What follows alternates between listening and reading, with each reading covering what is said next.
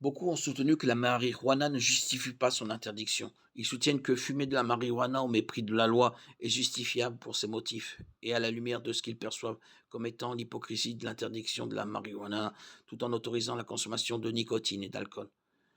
Ceux qui soutiennent ce point sont peut-être sincères dans leurs convictions, mais ils se trompent néanmoins.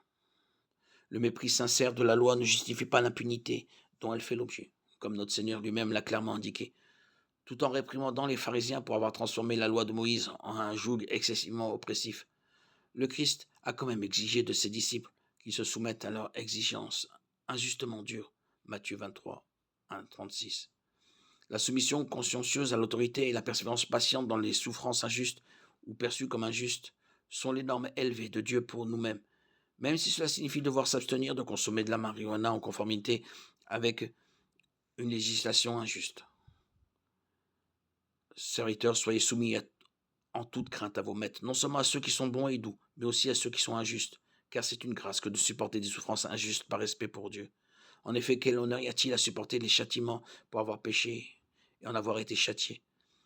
Mais si vous supportez le mal pour avoir fait le bien, c'est une grâce devant Dieu, car c'est à cela que vous avez été appelés, parce que Christ aussi a souffert pour vous, vous laissant un exemple, afin que vous suiviez cette race. Il n'a point commis de péché, il ne s'est point trouvé de fraude dans sa bouche.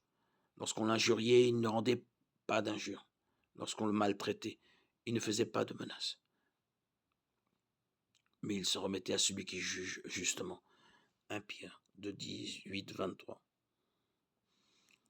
Ici se trouvent les normes élevées de Dieu pour nous, même si ça signifie devoir s'abstenir de consommer de la marijuana en conformité avec une législation injuste.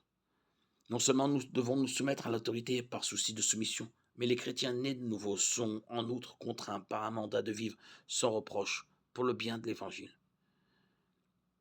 Il va sans dire que la criminalité est hautement répréhensible.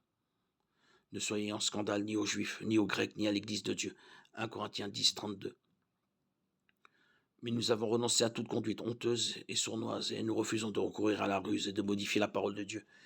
Mais en proclamant ouvertement la vérité, nous voulons nous recommander à la conscience de tous devant Dieu. 2 Corinthiens 4, 2.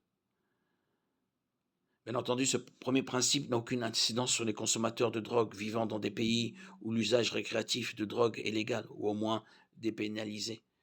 Il existe cependant des principes plus universellement applicables.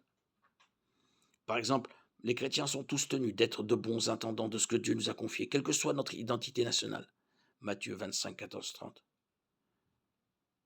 Comme cela inclut notre corps terrestre. Malheureusement, l'usage de drogue illicite est un moyen extrêmement efficace de détruire la santé, non seulement physique, mais aussi mentale et émotionnelle.